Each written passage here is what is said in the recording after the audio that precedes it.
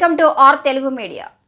యువజన కాంగ్రెస్ సమావేశంలో పాల్గొన్న ఎమ్మెల్యే నేనావత్ బాలు నాయక్, రఘువీర్ రెడ్డి రాబోయే పార్లమెంటు ఎన్నికల్లో కాంగ్రెస్ పార్టీ అభ్యర్థుల గెలుపుకు యూత్ కాంగ్రెస్ కార్యకర్తలు ముందుండాలని ఎమ్మెల్యే నేనావత్ బాలు నాయక్, కాంగ్రెస్ పార్టీ రాష్ట్ర నాయకులు రఘువీర్ రెడ్డి కోరారు.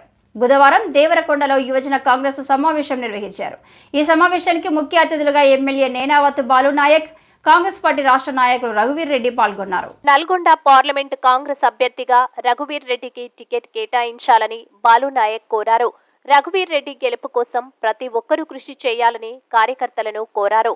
ఈ కార్యక్రమంలో MPP John Yadav, municipal chairman Alampalli Narasimha, మాజీ మున్సిపల్ చైర్మన్ దేవేందర్ నాయక్, సిరాజ్ ఖాన్, కిన్నెర హరికృష్ణ, రామ్ సింగ్ నాయక్, నాగరాజు తదితర కాంగ్రెస్ ముఖ్య కార్యకర్తలు తదితరులు పాల్గొన్నారు. 2014లో టీఆర్ఎస్ ప్రభుత్వం వచ్చిన తర్వాత ఇది ఒక 400 కోట్లు ఖర్చు పెడితే 6 నెలల్లో పూర్తయ్యే ప్రాజెక్ట్ కమిషన్ల కోసం కట్టుబడి దాంట్లో ఈ ప్రాజెక్టు ప్రభుత్వానికి చాలా ముందుండి నడిపిస్తాం.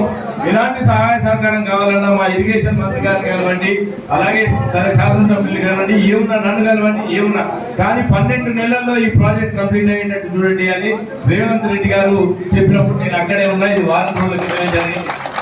కాబట్టి ఎట్టి పరిస్థితుల్లో 12 నెలల్లో ఈ ప్రాజెక్ట్ అయిపోయేటట్టు చూసి ఈ ప్రాంతానికి నీళ్ళు వచ్చేటట్టు చూద్దాం.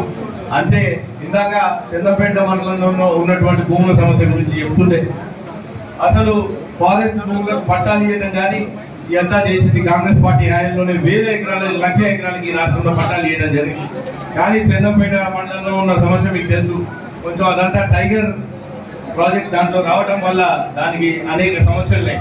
అవన్నీ కూడా అధిగమించడానికి అన్ని ప్రయత్నాలు చేసి ఎటువంటి వీలున్నా కానీ అక్కడ పట్టాలు ఇప్పించడానికి మేమందరం కృషి చేస్తామని అమౌంట్ కేటాయించడం జరిగింది. అంతేకాదు ఇందాక అందరూ నా సహాయ సహకారం చాలా మంది నాయకులు కోరారు.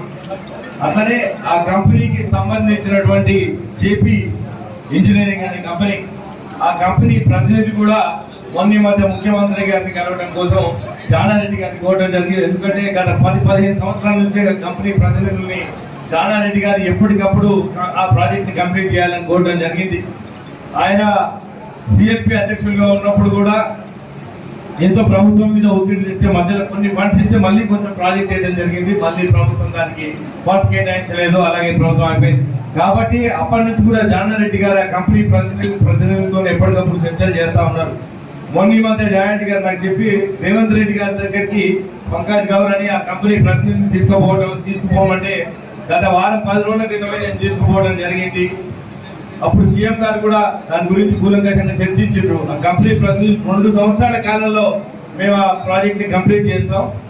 జానారెడ్డి గారు, ఉత్తమ్ కుమార్ రెడ్డి గారు, బాలునాయక్ గారు ఈ ప్రాంత అభివృద్ధికి కృషి చేసేదానికి మనందరం కూడా కృషి చేద్దామని మీ అందరికీ తప్పకుండా దాంట్లో నేను కూడా ముందు వరుసలో మీ అందరి తరఫున వారికి మంత్రి పదవి వచ్చేదానికి కృషి చేస్తానని మీ అందరికీ తెలియజేస్తాను.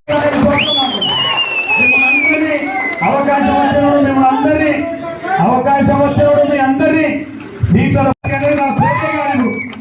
టీఆర్ఎస్ పార్టీ అనేది తెలంగాణ రాష్ట్రంలో కాంగ్రెస్ పార్టీకి పోటీ కాదు. ఈ నియోజకవర్గంలో చెప్తున్నాను, ఈ నియోజకవర్గంలో మీరు చూస్తారు ఏం జరగబోతుందో చెప్తాం. కాకపోతే వేదిక ఉన్న నాయకులు చెప్తాను, వేదిక ఉన్నటువంటి ప్రతి నాయకులు కార్యకర్తలు మీ అందరికి రిక్వెస్ట్ చేస్తున్నాం. చాలా మందికి అనుమానాలు ఉంటాయి. ఏం అనుమానం ఉంటే ఆయన వస్తే నాకేం తగ్గుతుందో, ఆయన వస్తే సార్ కదా నన్నేం చేస్తారో, ఆయన వస్తే నాకే అవకాశం వస్తుందో పోతుందో అని. కానీ నేను మాట్లాడుతున్న వాళ్ళ మీకు అందరికీ ఎవరు చేరినా, ఎవరు ఉన్నా, ఎవరు రాకపోయినా కష్టపడ్డ కార్యకర్తకే అవకాశం వస్తుంది. ఎవరు చేరినా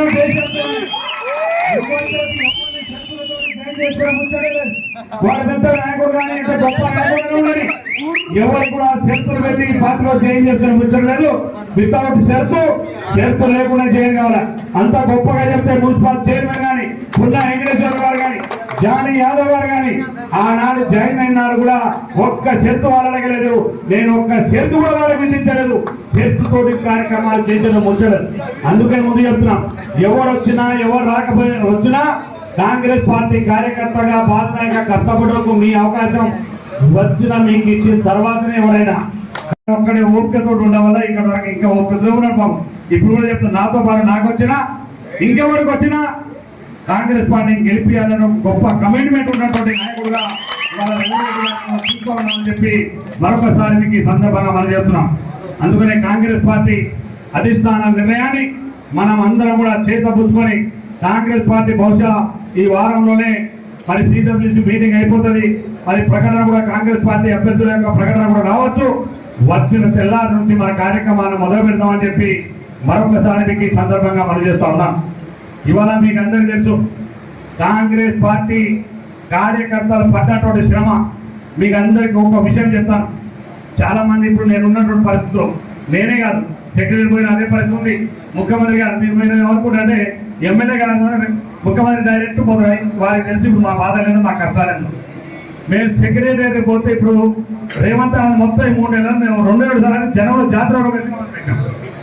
2 సార్లు ఎదురు వస్తే అసెంబ్లీలో కలిసాం మామూలుగా.